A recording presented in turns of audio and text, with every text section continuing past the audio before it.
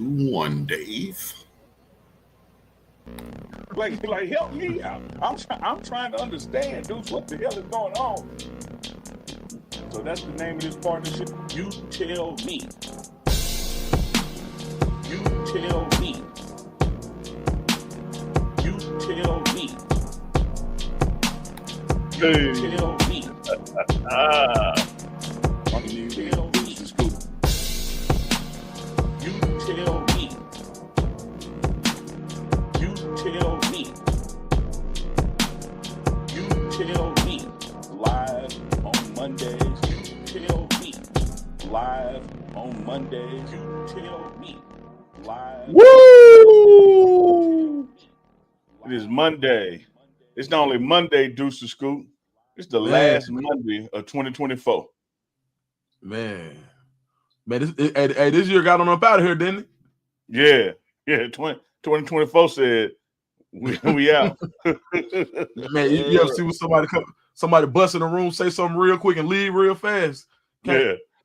Cat Williams came in there early this year, told it all, and dipped. The year went right behind him.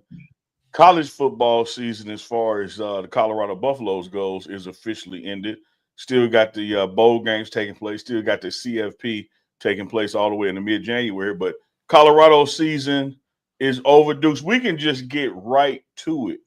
I'm going to hit you with the first you tell me. All right. Does the loss in the bowl game tarnish what was accomplished this season at Colorado? Absolutely not. It's a bowl game. You would have liked to come out victorious. You would have liked to have gotten to double-digit wins. But to go from a 1-win team to a 4-win team to a 9-win team, the trajectory is set pretty highly. When now you have an opportunity to build on that legacy that you're creating. You have players. You said it so perfectly one time. You don't replace star players like Shedeur and Travis Hunter with one player. You replace them with multiple players. And the foundation that they've laid at Colorado in a generational run for Travis Hunter, where he was the first person to win Player of the Year awards on offense and defense. You look at Shedeur, what he'll do in the NFL draft the season that he had, who's a basically unheralded recruit. So looking at the development that has taken place, and for this team to deal with all the scrutiny off the field, all of the negative press, and for them to band together and pull off a season like this, I think this season was more than a win. Nothing has been tarnished, and this will be a season that Colorado Buffaloes fans remember for years to come. What about you, Hump? Yeah, I feel along the same lines. I think when you just look at a snapshot, and I know we're going to get into the game and what happened or what didn't happen as we start this final Monday of You Tell Me in 2024. I think if you look at a snapshot, you zoom in and just look at the finer points, there could be a slight bit of blemish or tarnish there. But when you back away and look at the totality of the season and back away and look at from the moment Coach Prime was announced as the next head coach of Colorado football to right now, you don't even see that speck of that bowl game loss. Right. Because when you look at the chronological order, the totality of the situation, to inherit a program, that was 1-11, to take it to 4-8, 400% increase, even to get it to bowl eligibility, and add 3 wins on top of that. We didn't just get 6 wins; we got 9 wins. This team went to San Antonio, 9-3. Bowl eligibility was at 6. So you go from 1 to 4, from 4 to 9. No matter what happens in that bowl game, even a win, had we won, had the score been reversed, had we blown them out and put belt ass on them, to me, it doesn't add anything more, to the season that was accomplished other than getting that benchmark 10 win that everybody so rightly deserves and covets in college football when you can get it. But I don't see a blemish, man. You created all the buzz in the nation, the only team in America on TV every weekend, Heisman Trophy winner, Unitas Award winner, surely multiple players going to be drafted in the first 2 rounds this year. and a lot more after that, and a lot more undrafted free agents.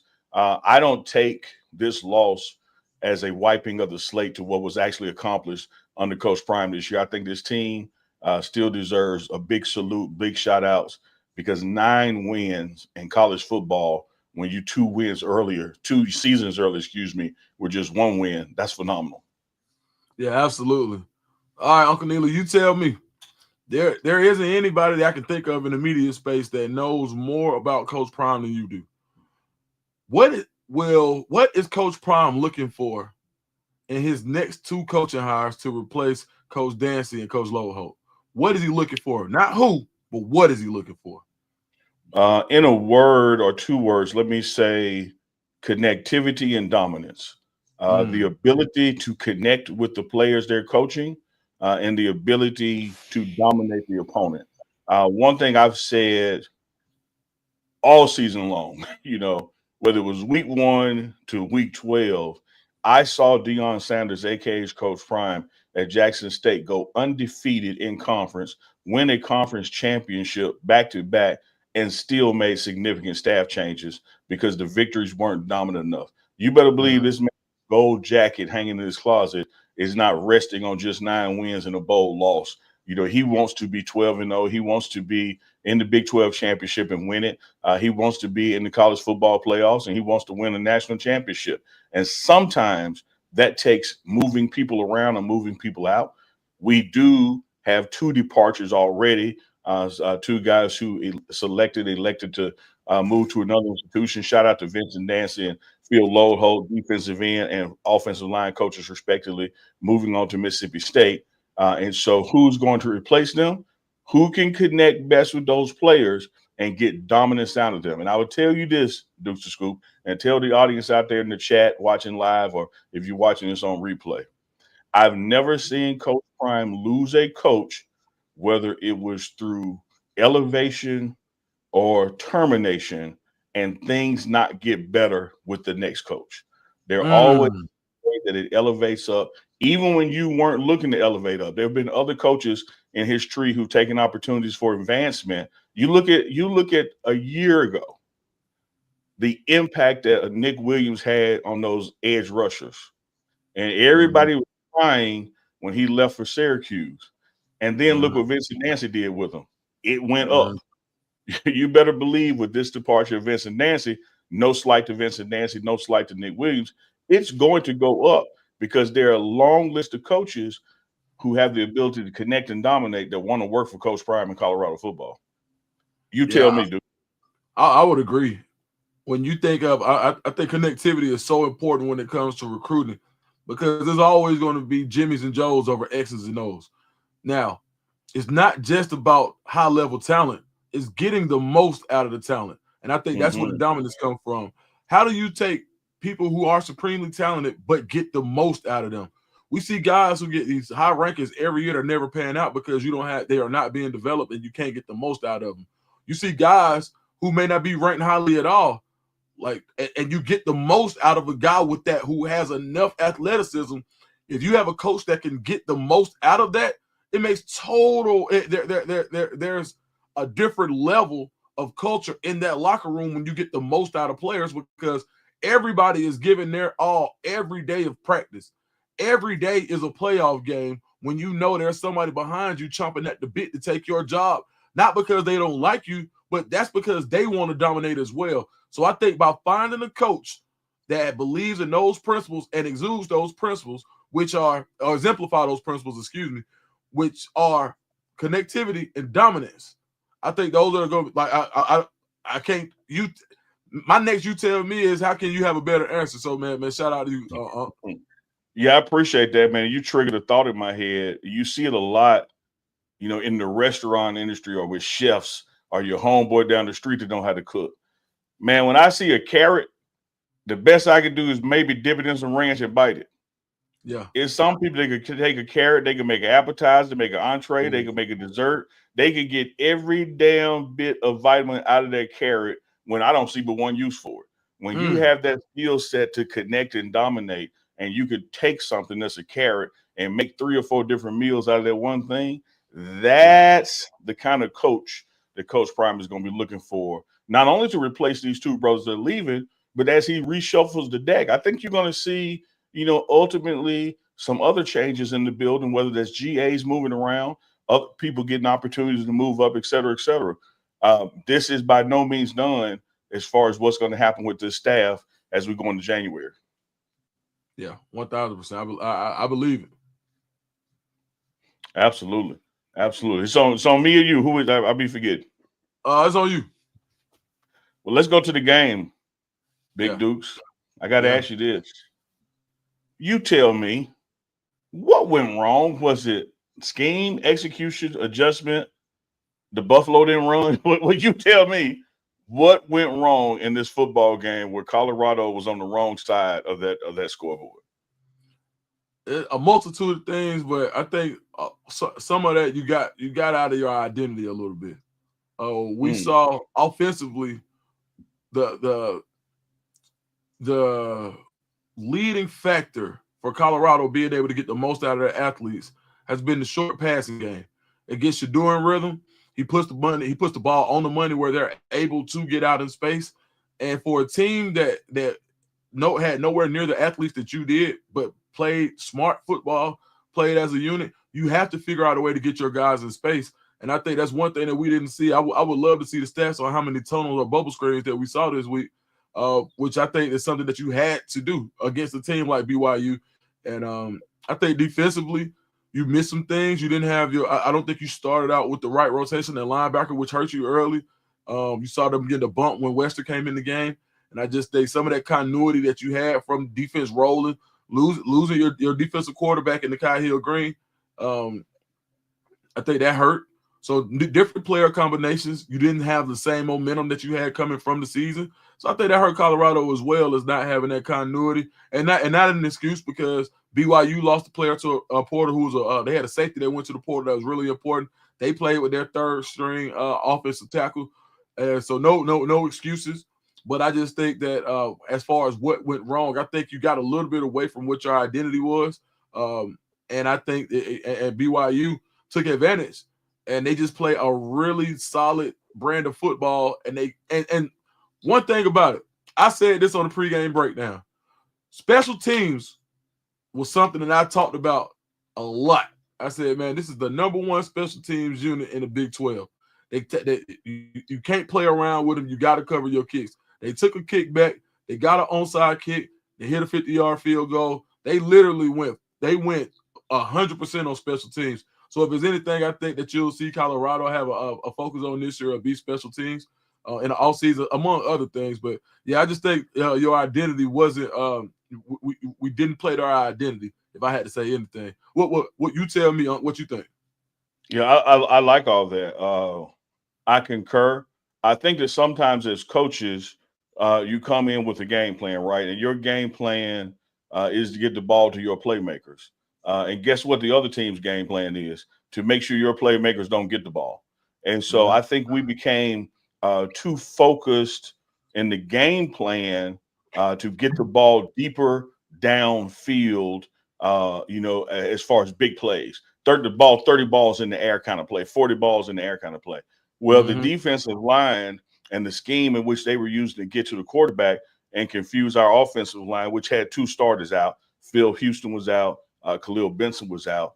I think that the pressure to Shador did not allow for those routes to develop, which opened up the opportunity to adjust and do some dink and dunk ball. Because here's what you got in Jimmy Horn Jr. and LeJontay Wester. You got guys who can catch a 4-yard pass and take it 40 yards. And so instead of trying to do routes where they're just, blazing downfield and you waiting on them to get open so you can throw it deep, you can accomplish the same first downs and yards after catch with something underneath like you're speaking to.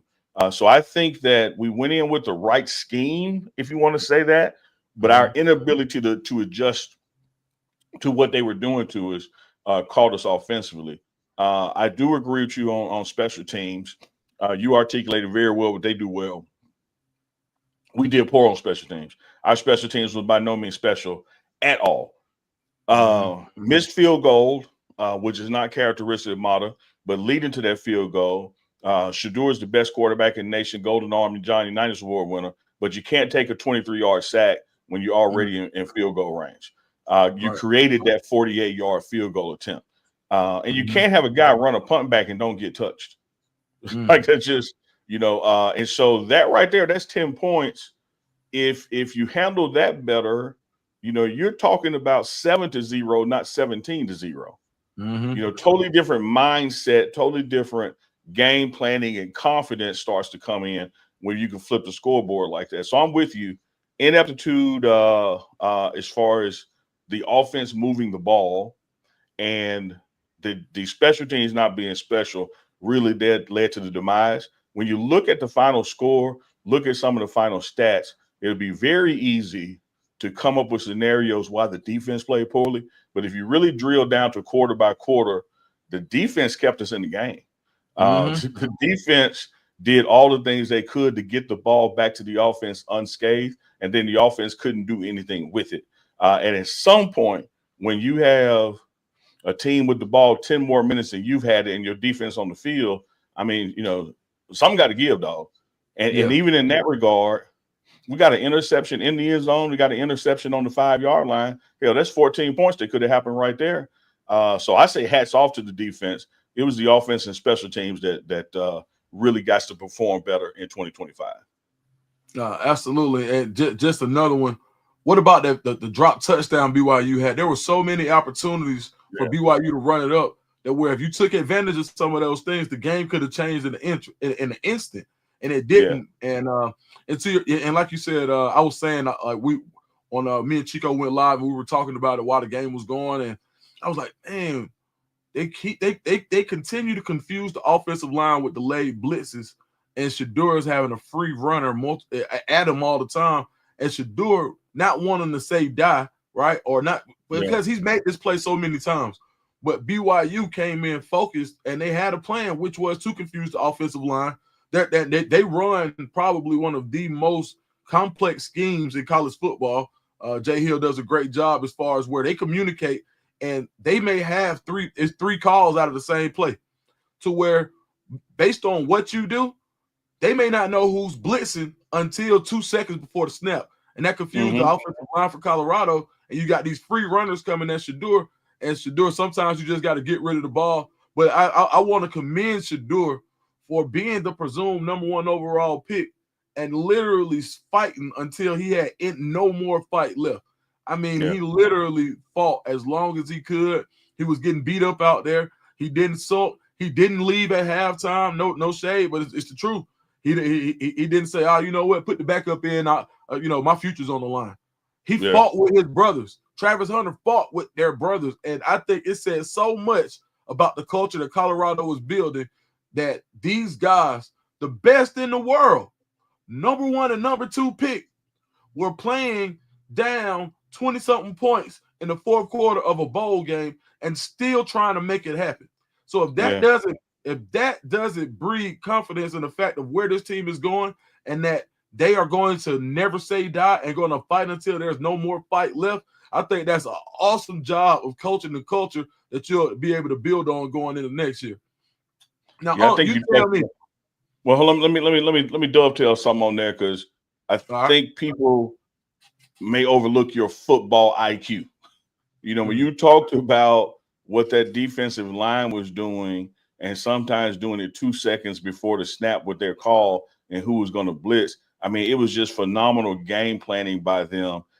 Even taking somebody's strength and using it against them. One of the things, as a student of the game and expert in the game, you said it, Shedeur is going to try to find a way. And some of those blitzes and those schemes were formulated because of that. We know we can make him run around, and he's going to try to make this play happen instead of throwing it out of bounds and just living for the next play. I think another thing they did was with our defense, when we got to the second half and we had to send the house at them to have a chance, they welcomed it and then just dropped the screen right over the top of the rushers and go for 10 or 15 yards. It's like, okay, first down, tease me, second down, tease me, third down, here, I'm pulling it out. And now you got a first down and the whole series starts over. So, man, I can't say enough about BYU, their coaching staff. and their players' execution. Hats off to them. They dominated that game in every facet. And Colorado was not able to win a single quarter of the football game. That's what you call belt to ass. Hats off to them. Hats off to him, man. You tell me, man. This is one I can't answer. You were there. What was the mood like for the team at halftime, and what was the mood after the game? You know, here's was so complimentary of this team, because you said it about fighting there for your brothers to the end. There wasn't a coach or player in that locker room at halftime that did not believe we weren't going to win that game.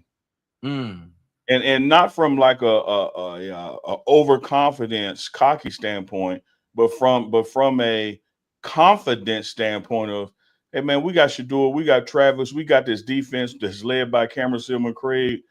If not for one or two plays here and there, we're not only in this game, the game is tied. All we got to do is go out here and do our thing for the next 30 minutes. We get the ball, do this, do that. Like, no one left that room with their head down. Everybody left it with their head up saying, I can't wait to get back out there because we can turn this game around. We can win this game. We all know how the story ends. That didn't happen. And even after the game, when you talk to some of those senior players whose last game it was, you know, just still unbelievable commentary as far as of their teammates, of the situation. Sure, did I want to get out here to win? Absolutely. Did we work to win? Sure, but man, they beat us, and I'm just thoroughly thankful to have one more last time with my brothers. Even though the game did not turn out the way we wanted it to be out there one more time, fighting to the end. Nobody quit. Everybody played to the final snap. Nobody was jogging on the last plays. Everybody was giving it their all. You heard comments like that from them. It was like, man, we got so much to take from this, and nothing can wipe away what we accomplished this year and what we've accomplished the past 2 years, you know, under Coach Prime turning this program around. We're going to be the foundation of the standard going forward. You heard all those kind of comments. You didn't hear or see kicking over the Gatorade because we lost or pointing fingers, you know, at another unit. These guys really got it together in the true essence of the word togetherness. Like, they have a bond, man, that can't be broken. Man, that's awesome to hear, because you can't see it, right? There's certain things that you can't do. You can videotape it and can't see it. No, you can't. There's nothing to replace being there. And the way that I see when you're in, like, you're there and you add, right? So someone who actually has value add to a tight-knit crew like that, there's only one place where you could have gotten that. And that was right here with you, man. So I appreciate you sharing that for sure. Appreciate that, man. You know, we lost the game. That can be termed as blowing it. I got to talk about somebody else that blew it. To get a you tell me. Vegas Raiders and New York Giants. What in the damn world? Man. You know, the past couple of weeks, one of them had the first pick. One of them had the second pick, the third. Now, with 1 week to go, they are completely out of the Shador Sanders or Travis Hunter sweepstakes. You tell me, should teams tank it? Did they blow it? What's the deal? Man, I tell you what, it was a lot of disappointed New York Giants fans yesterday. Man, I'm telling you, bro. Twitter was going crazy. Like, they was up, they was hot. Yeah, I think when it comes down to it, yeah, I would have tanked. I ain't gonna lie to you. Like, as a Falcons fan last night, you know, I had a very unpopular opinion, which is that people were saying, like, well, you know, the Falcons can kind of back into the playoffs if the Saints lose and if the Saints beat the Bucs. And I'm like, man, that was your playoffs last night. Like, the Falcons should have won that game. They could have won that game, but they did what they supposed to do. I'm like, look, let's get as high as a draft pick as we can next year. Man, look, let them folks have it. We know there's not a Super Bowl team right now. So let them folks have them build for next year. I think the Giants fans feel the same way. It's like, look, y'all know this team ain't going nowhere. Why would you go out here and mess up your draft positioning? It's probably the most New York thing you could have did. So from that perspective, if I'm a Giants fan, I'm hot because but I still think it's a way that this works, right? You may have to pay a little bit more. You may have to attach something to get to that space. where let's say the Patriots know that they're not drafting a quarterback because they have their quarterback of the future, which anything could change. But right now, they believe Drake May is their guy.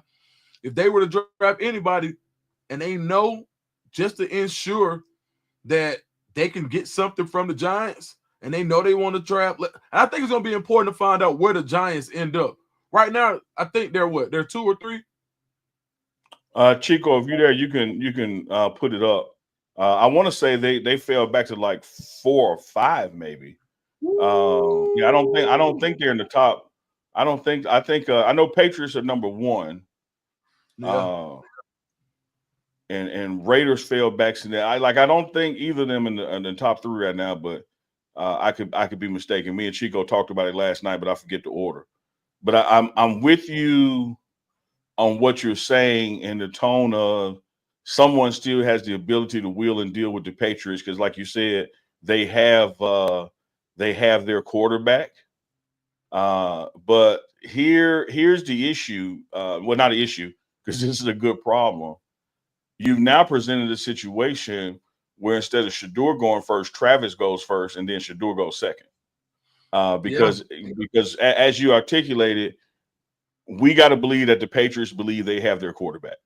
And if they believe that, they could swap places, with a Tennessee or New York with the deal of, hey, y'all get Travis, while we'll get Shedeur and we'll just trade players and throw us something that way for that. Or they could just go ahead and just straight out get the guy they want, which is Travis anyway. Now this, I'm gonna say this, Dukes, and I'm not speaking for Coach Prime. Coach Prime knows how to get in touch with Roger Goodell and any general manager in the NFL. They all got his number too. Right. Of that list of top 5 picks, the only team on there I see that he probably wouldn't want them to go to would be Cleveland. And so I'm gonna bump them out as not having a chance. So that's New England, Tennessee, Giants, and Jaguars. I just think at 3, without some significant capital to move up, you might see Shedeur in Nashville, man. Shedeur in Nashville. They sorely need a quarterback. A really blossoming season. I mean, a city, right? Not 3.5 from the A. A lot of people love Deion Sanders in Tennessee too.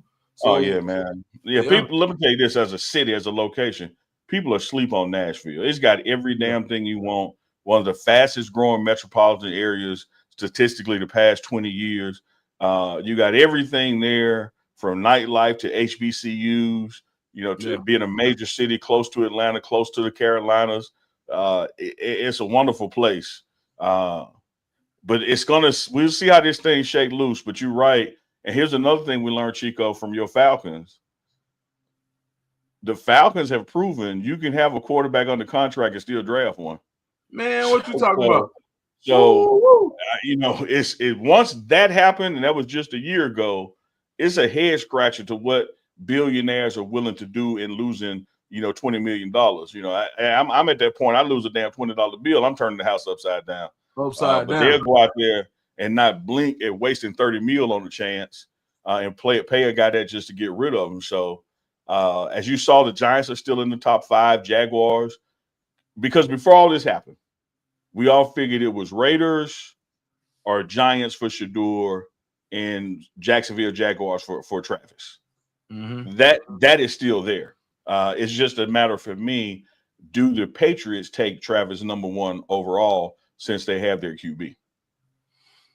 Now, we've seen this situation. I think it's going to be important because I don't know if you remember a few years ago. I know you remember this. When the Arizona Cardinals fell in love with Kyler Murray, they had a first-year quarterback in Josh Rosen that they just spent the number 10 pick on. And so, but they fell in love with Kyler Murray. Cliff Kingsbury said, if I take this job, I need my guy. So when you look at a team like, what does Jacksonville do? Where you like Trevor Lawrence, but is he your guy? What does a team, you like Daniel Jones? Now Daniel Jones just got cut. Yeah. That man just got a huge deal like a year and a half ago. So when it comes to winning in the NFL and professional sports, period, you see what they just did to Mike Brown 2 years after getting, 6 months ago, he just got a huge extension. So in professional sports, you can't tell billionaires what to do with their money. Like you said, sometimes they just like to, hey, forget it. So if somebody falls in love with Shedeur and what Shedeur, now think about what Shedeur means to a market. The most popular family in professional sports comes to your market. The son of probably the most polarizing figure in sports coming to your market, and he's a baller. That's worth the price of admission. People are going to go see, whether they hating on him or not. You bring the Colorado effect with you, especially at the quarterback position. So I think the team, basically everybody talks about having a franchise corner because this is the person that you're counting on to lead your team to the promised land. So I think any of those teams, even the ones that got quarterbacks, let's just think about this. What about Jacksonville? How much different do you think they look with two under center? Completely different. Completely different. Yeah. You know, and again, you raise an interesting point there. And y'all have heard me say this time and time again, and I will always say it because the math works. The best indicator of future performance is past performance. And we know that the Heisman, typically goes to a quarterback, but you see this was a year that it didn't. For the first time ever went to an athlete. We know that typically people with a quarterback don't draft another one, but last year Atlanta proves that theory, can have holes in it too. So as you look at the Jacksonville Jaguars, you would assume, based on history, they have their quarterback, they have their running back. They got Trevor Lawrence, they got ETN, like they're good. They got a playmaker out of receiver. What they are missing is a dynamic playmaker like a Travis Hunter who could do what he does on both sides of the ball. But you raise a very interesting point. What does it do even in that market? If you say, all right, man, look, we're going to bring Shedeur in and we're going to do just like Penix. He's going to eventually get the spot. And by that time, we halfway finished with this new stadium that's going to be the biggest and best in the world when it's done. The same thing Buffalo Bills are doing. Right. Hey, man, dog, like Shedeur can fit anywhere in that top five, I think, except Cleveland. I just don't. I don't see Cleveland being palatable, to the family, to Coach Prime and what they're trying to accomplish. But you hit it on the head about what happens with the Sanders effect. We like to call it the Prime effect, but now that Shedeur and Shiloh are both going to the NFL, it's the Sanders effect. The decision that Ashley Robertson made to bring Coach Prime to Jackson, the decision that Rick George made to bring Coach Prime to Colorado was much like whoever's making a decision to draft Shedeur. Dude, your loss is a win. Before Coach Prime got to Colorado, you had a coach and you had all this stuff and you were losing games. He gets there, and even if he don't win, you selling more jerseys than anybody. You're on TV more than anybody. Your revenue is through the roof. Your enrollment in applications is through the roof. You might have lost a football game, but you ain't lost your life. It's the same thing with whoever drafts Shedeur, whether he's playing week 1 or year 2. The presence of the Sanders impact effect on that organization is going to have everybody in 2 jerseys, mess around and get Shiloh too in the 3rd round. And now you got 21 jerseys selling out the roof. You can't go wrong drafting them. You just can't. Yeah. Nah, man. And the part about it is you're getting a baller. You're not just getting, it's not just this ain't a Jake Paul fight. Just just where you're getting the real deal. And no disrespect to Jake, man, but when you talk about boxers, nobody talks about, even though he's one of the highest earners, nobody talks about him being a great heavyweight. No, Shedeur Sanders is somebody who can put butts in the seats, not just because of who he is, but because of what he is, and that's a baller. So I'm interested. I'm really interested because it ain't a whole lot of quarterbacks. I mean, when you go back and you look at the quarterbacks in the league, you could probably count on maybe 1.5 hand, maybe 6-7 quarterbacks or quarterback situations that you wouldn't at least consider Shedeur over your guy. Kansas City, Lamar, Josh Allen, Joe Burrow. I mean, after that, golf. What's my boy out there out west? Yeah. You really only got about 5, and maybe, and this is not a talent thing; it's a money thing. Maybe 6 because of Dak Prescott's contract. You kind of stuck there, but the other 26 teams, I don't care what you're doing this year, you'll take Shedeur Sanders over your current quarterback. Yeah, like it just ain't Because a lot of situations. in the 4 years of that guaranteed rookie deal, you're gonna make it back and then some. Yeah, for sure. Like, I mean, outside of the and then you got the young guns, you got the CJ Strouds, who took a step back this year. You got Daniels at Washington. I think he's safe, but I mean, outside of that, I mean, we're talking like any team could use a Shedeur. About 65 to 70% of the NFL could use a Shedeur. That's a hell of a number to say that many teams could actually use one. So even though you've only got a certain few at the top, there are going to be teams like the Falcons last year. Nobody had the Falcons picking up Penix.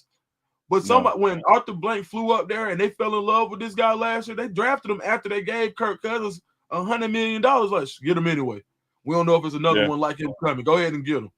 So absolutely. Yeah. Flip it to basketball. You can remember when Shaq went from the Heat to the Lakers. The week that it happened, the jersey sales paid for the contract.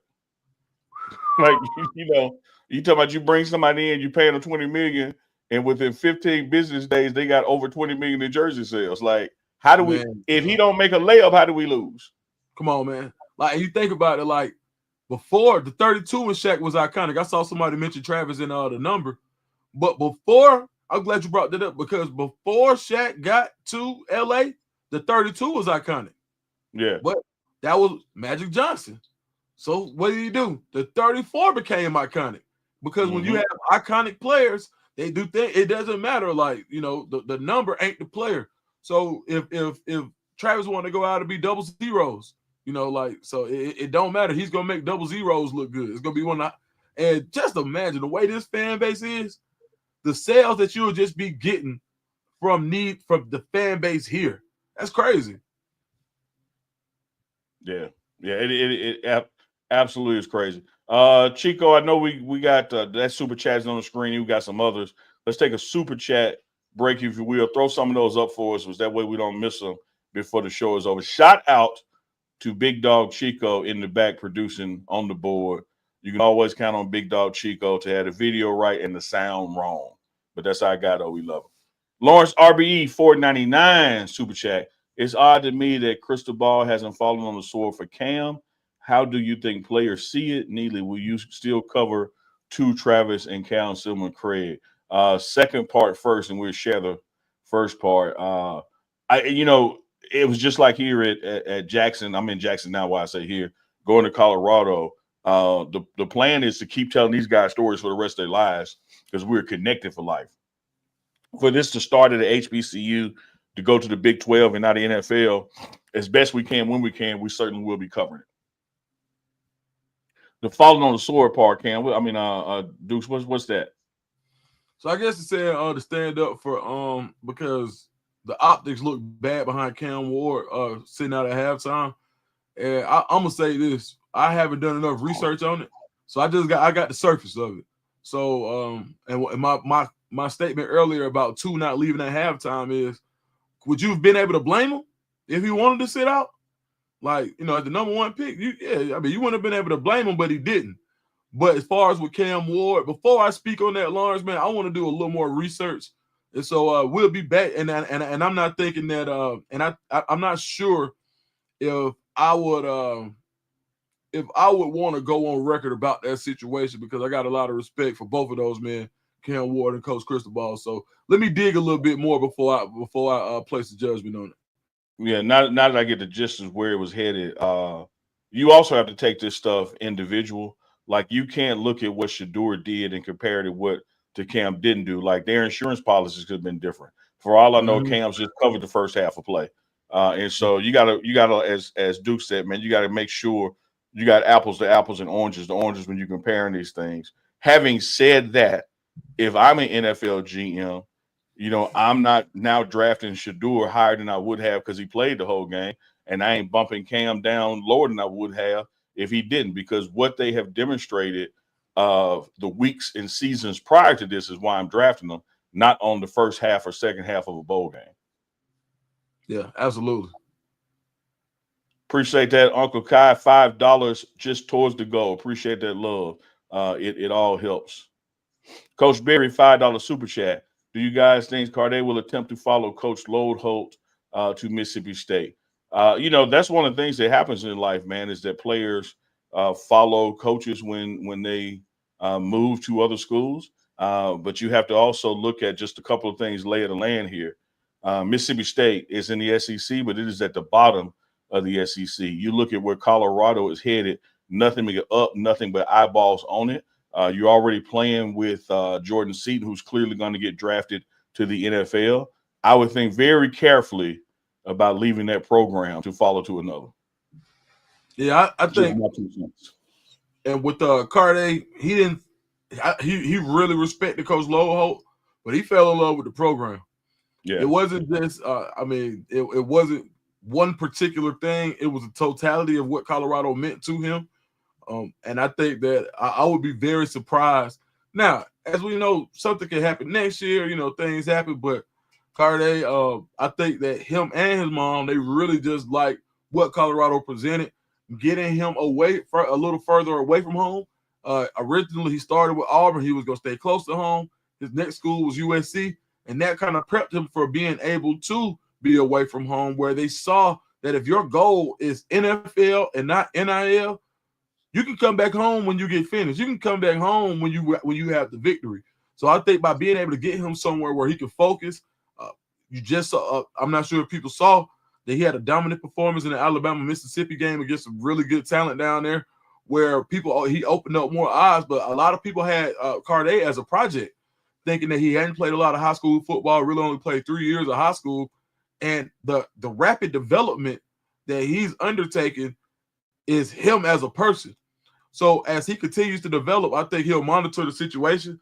But at this point, I definitely think that he doesn't follow Coach Lode Holt to Mississippi State. Yeah, I concur.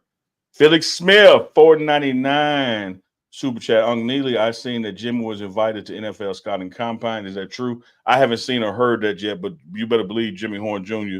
will be on the NFL roster this fall. Whether it is draft, undrafted free agent, invited to camp, he is much like Cameron Silver and Craig. Once people see what he has to offer and see it in real time with their own eyes, he's going to stick wherever he shows up at. All he needs is that opportunity. Things didn't pan out, this season, final season with the injury or in the bowl game to really show the world or remind the world again what he has to offer. But when it gets time for those individual workouts and it gets time for pro day at Colorado, you better believe Jimmy Horn Jr. is going to make some noise. He's going to be somewhere. Dukes? Yeah, I agree. And I believe I know that the date that you can call to find out if you're going to be in the combine is coming up soon. I believe it's the 3rd, if I ain't mistaken. But there's a date every year. So and this some game that I just learned myself last year, where I had a guy who I mentor go to the NFL, where you can find out if you're in. So in order to get a combine invite, a certain percentage of teams have to ask about you. So when they poll guys, if you have a certain percentage of teams that want to know, that want to see you test out, then you get the invite to the combine. I think that enough teams are intrigued by Jimmy Horn where he will get an invite. I think his game is predicated on speed, and I think that he's going to be able to call. It's a cool little white lady. You call, and she'll pick up and she'll ask who you are and are you on this player's list? And the player has to put you on the list, and they say, okay, well, he has an invite. 8 teams, they'll tell you what happened and how you got it. So Jimmy Horn's going to be able to get on that horn and call. Yeah. And I got a good feeling. I think things are going to go his way as far as the combine goes.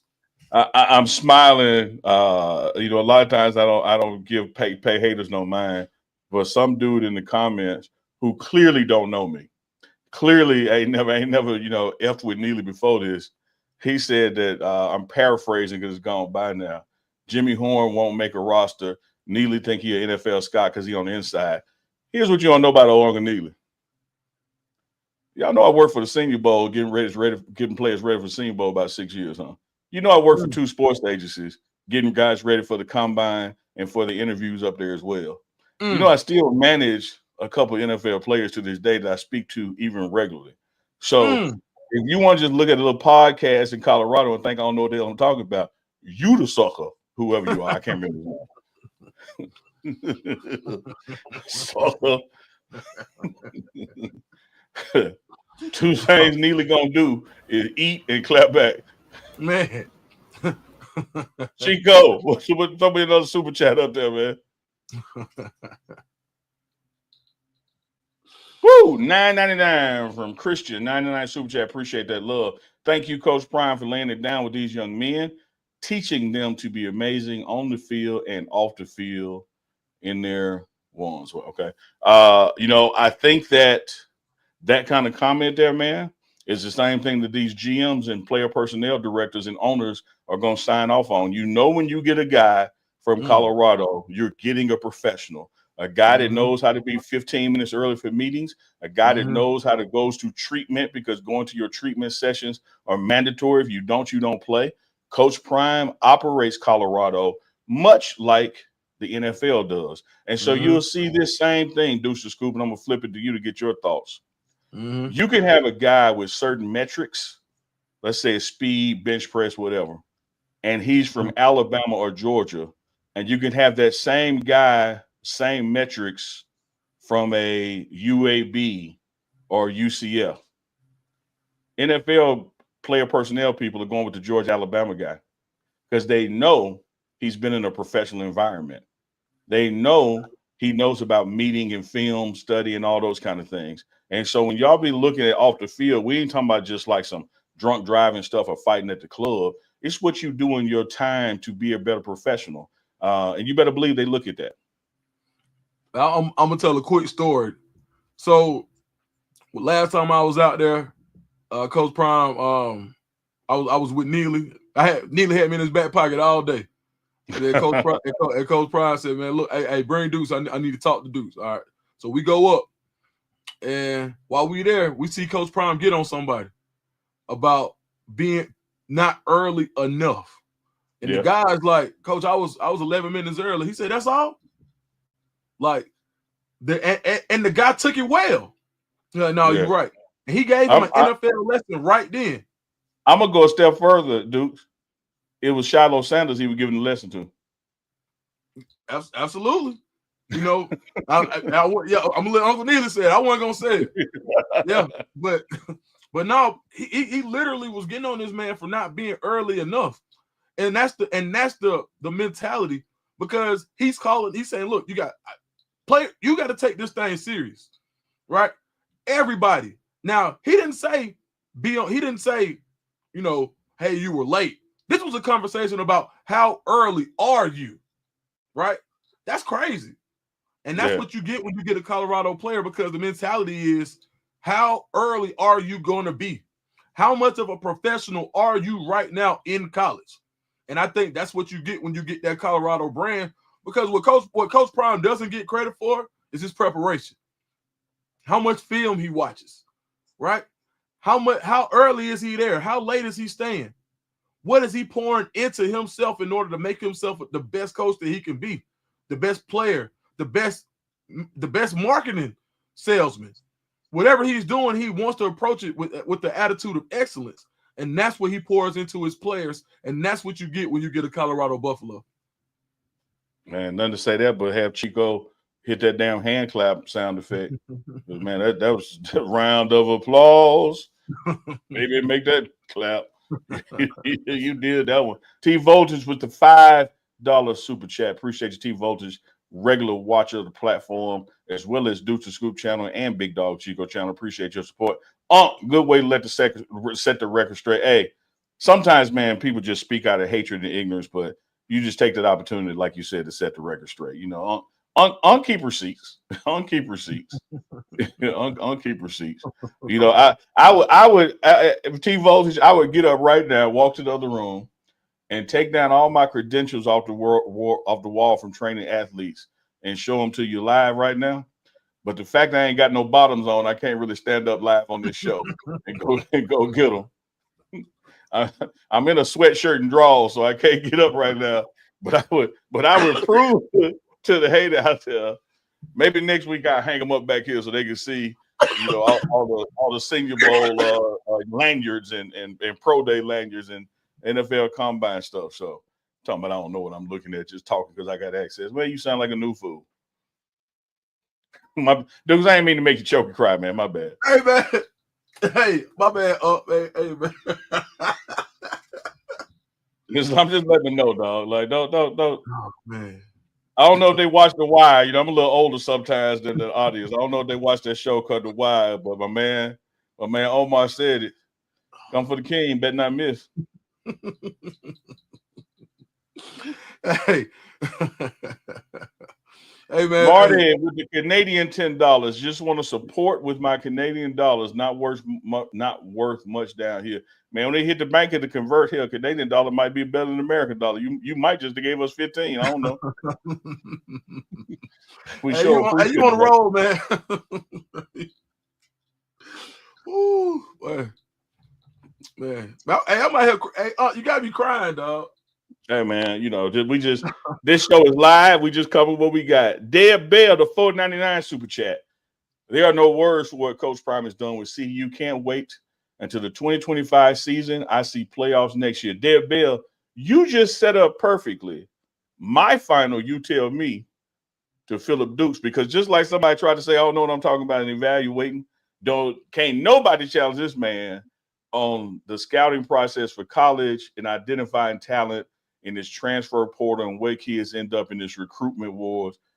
I had a You Tell Me for you, Dukes, and it was simply this. 2025 Colorado Buffaloes, you tell me, which unit are you most excited to see next year? O-line, D-line, DBs, wide receivers, special teams, QB, running back. You tell me, what are you most excited for next year, 2025 Colorado Buffs? Quarterback room. I cannot wait to see this quarterback competition. And I know a lot of people are thinking that you got two schools of thought. You got some that think that, Juju's going to come in and be handed the job because he was this highly rated recruit and he's the number 2 player in the ESPN. And some that think that Caden Salter, because he has the experience and he's already done it, he'll be the starter. Whoever the best quarterback is going to be the starter. You Absolutely. can bet it. You can bet it. And neither one of these quarterbacks is going to concede anything. It's going to be a healthy competition. It's going to be two guys pushing each other to be the best. And I guarantee you, everybody's going to be looking for a drop-off in quarterback play, because naturally, when you have the number 1 overall draft pick, there is going to be some things left to be desired for the next guy. But I think that whoever wins this, there are two very intriguing options. And I think there is a world where both of them get on the field, and being able to see how Colorado handles the quarterback room is probably the most exciting position group for me next year. What's exciting me is because you got two guys who could do it and do it in a multitude of ways that are going to be fighting to lead this team to the next level. And it's going to be exciting for me. You tell me, what position group are you most excited to see? Woo, man. I love the way you expounded on that quarterback, that battle, because like you said, a lot of folks thinking that the true freshman is just his, and we brought in the Liberty quarterback, just for show and tell, but you nailed it. Coach Prime going to start the best one, and it ain't going to be no 2 QB system. It's going to be the best one.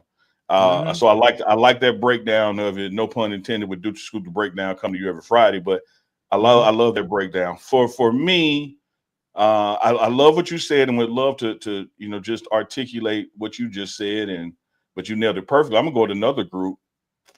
Give me the wide receiver room, and I'll tell you why. With a Travis Hunter, with a Will Shepard, with LeJontay Wester, with a Jimmy Horn Jr. all leaving, everybody's scratching their head and saying, "Who the hell is Juju gonna throw to?" And what I want to be in a position of starting right now, on this last Monday of 2024, when we get to about week 4 of the season, on a Monday of You Tell Me, I want to be able to say I told you so. Because Jason Phillips, the wide receiver coach, who not only played for a Heisman Trophy winner, Andre Ware in Houston, has now coached a Heisman Trophy winner in Travis Hunter. The guys that he has coming into that room, I really believe are going to be statistically better across the board than this previous unit. I think that this wide receiver room in 2025 is once again going to be one of the top 3 rooms in the nation. And I think after this season, people are going to really have to sit up and straighten their chair and acknowledge that CU is indeed wide receiver you. The guy that just got from Tulsa, Joseph Williams, real deal. I'm telling you, let me go on record. When you talk about throwing a 50-50 ball or something and it's not really being a 50-50 ball, the freshman season that he just had at Tulsa, I challenge anybody to go look at his highlights and see if they agree with where he was ranked in the transfer portal. I'm telling you, electric guy. He's somebody I can't wait to see. Quentin Gibson, look cute. I can't wait to see him. Can't wait to see him in that room. And you already got stars in the room. Cam McHale is a baller. That's a linebacker playing wide receiver for those that don't know. I'm telling you, probably one of the best athletes that came out of the state of Georgia in the last few years. It's a lot to be excited about in that wide receiver room, and I think you hit the nail on the head. But my guy in that room that I'm excited to see, that one of the biggest additions that's flying under the radar is Joseph Williams from Tulsa. Straight baller. I love that. And I can remember the excitement from Jason Phillips, Coach Jason Phillips, when we got him. You got Farrakhan, you got Q out of Dallas area, Tulsa. Like you said, Cam coming back. Don't sleep on the fully healthy Omarion Miller and what he does out there with the experience he has. This room, I'm telling you, man, has reloaded. And, and I love where you went first with quarterback because they can't do a damn thing without a QB. But I know a lot of folks out there see these 4 seniors leaving, all likely to play in the NFL, but don't sleep on what we got coming back in that wide receiver room. Man, and one thing I will say is Juju ain't never had these type of weapons. I talked to his dad. I talked to TC the other day. We talked to TC Saturday for a minute. He was at the game. And, man, we just got to wrap it for a second, and he was like, he's so excited. Juju daddy excited about what he got to play with. From him being able to see it up close and what Juju's been telling him about what he sees going into next year, he was like, dude, Juju done played with some guys, but he ain't never played with no guys like these. And if I'm gonna take it from anybody, I'm gonna take it from TC Lewis, 1,000%. He's another guy where they sleep on his credentials and the people that he's worked with and the work that he's done. TC no ball, dog. Like TC could be a coach if he wanted to. Juju ain't getting there because his daddy a chump. They be sitting around trying to handle it just like he a daddy and nothing else. As if that ain't a good thing. But the dude knows ball, man, just period. Rev B. J. Nelson, regular follow the program. Appreciate the love. $5 super chat. Salute, fellas. One thing I know is this portal season is going to be on and cracking. You are exactly right, Rev. To the world out there that don't know, because I know Rev and Deuce the Scoop know. Every time one of these football games ends on TV, when that clock hits 0, for those people in that game, the portal is open for 5 days. This ain't over. You might want to stop what you're doing. Go subscribe to Dukes the Scoop YouTube channel. Follow him on Instagram. Follow him on Twitter. Because when it comes to the movings and shakings of who's going where, nobody knows it better than him. And his channel is up and running with simulcast on his channel right now. But here is the real deal. This dude that you listening to with that Falcons helmet behind him, he know his stuff. And when these portal keep opening after these games, you can be ahead of the storm and know where these guys are likely going before they get there. Man, I appreciate that. And one of the things is, so this year, I probably mentored about 22 kids that's in the portal this year that came through our came from out either this area or our friend of a friend that I was privy to some information. And I'm telling you, there are some guys right now that are playing meaningful snaps that know that they're going into the portal. Their team knows they're going into the portal, and they have a short list. Colorado is in it for multiple guys. And this ain't Colorado asking. This is guys saying, I know I'm leaving here. We're going to announce after we get through playing, coach. Okay, that's fine. Just stay with us through the game. Whatever deal they had to come up with, that's what they came up with for them to stay through the playoffs, and then they'll be hitting the portal. Colorado is a destination school. It's not what it's not what people think it is.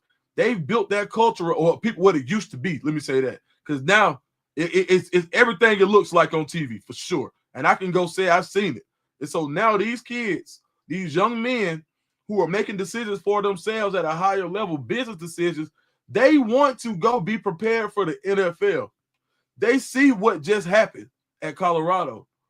What more do you want than an opportunity to, A, if you can handle it, go both ways?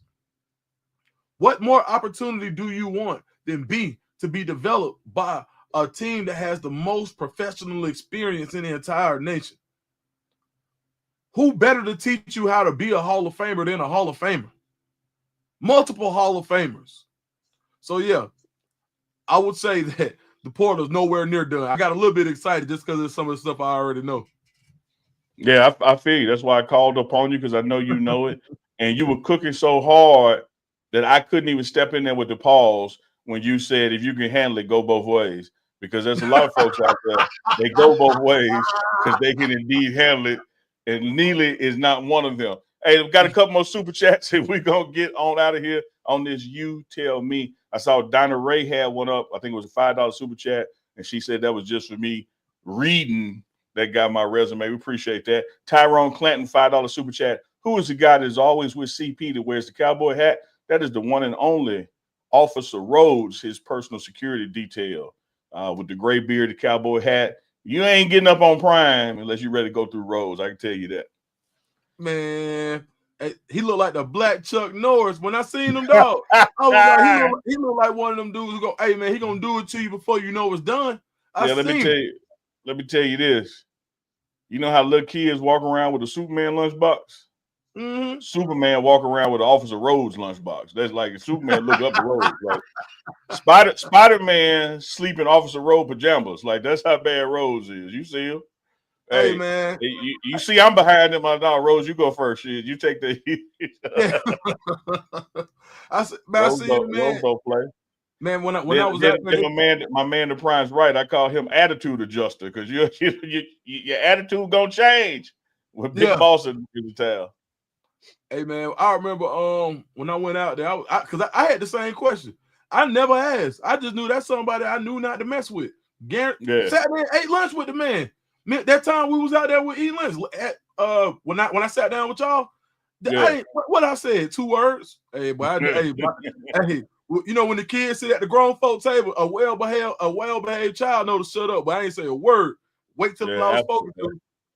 No, let that man do his job. I see one for Keith Lynn, I think it was. Yeah. Keith Lynn Warner, $9.99 super chat.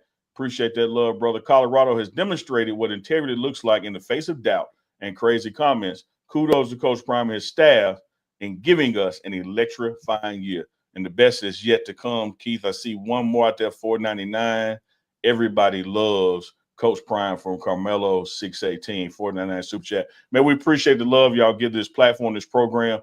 Keep in mind, subscribe to Big Dog Chico's channel. Subscribe to Dukes to Scoop channel. Subscribe to the pregame show, pregame network, actually officially tomorrow, because the pregame show is just the content with Coach Prime. And the network is all these other brothers and sisters who are coming on board as we expand this spider web, because spiders together can tie up a line, baby. Don't think of it by no damn means. Dukes, man, wishing you, your son and family, of course, my favorite aunt that makes the cakes, nothing but the best in 2025. May the worst of your pain be champagne, bro. Man, I appreciate it, man. Man, I want to just tell you thank you. Man, you showed me how to get, you and Chico showed me how to get my channel started, my channel going. Hey, y'all make sure y'all go follow me at Dukes D Scoop on YouTube. Man, I appreciate it. Now, we got monetized in 2 weeks. 4,000 watch hours in 2 weeks. I thought it was going to take 2 months. Some people say it take them 12 months. So I just want to thank you for planting that seed within me. And no. I'm not going to say that. Don't pause. I want to thank you. I ain't planting no seed in you. Yeah. Hold up now. I want to thank you for giving me the idea. How about that? There we go.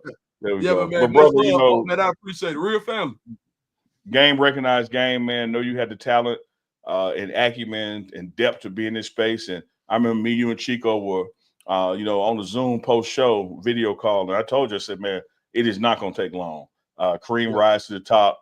You can't fake it for long, and people know you're not faking it because it's just real love. Wishing you nothing but the best. And we still say to anybody else out there, and I got a couple of emails, I got to reach out to some folks. If you are a content creator, and it does not have to be, just about sports, man, we're looking for business stuff, investment stuff, cooking shows, whatever you want it, because the pregame network is going to expand to some other areas. Over the weekend, Dukes, we just hit on this channel 115,000 subscribers. We went above 115. So shout out to everybody who has subscribed from day one. Shout out to the couple thousand, 3,000 who've just joined on lately. Go back over the holidays, look at some of that old stuff, man. It's still there. We got a lot coming to 2025, Dukes. Like Monday nights, gonna start here. You back with us on Fridays with the breakdown.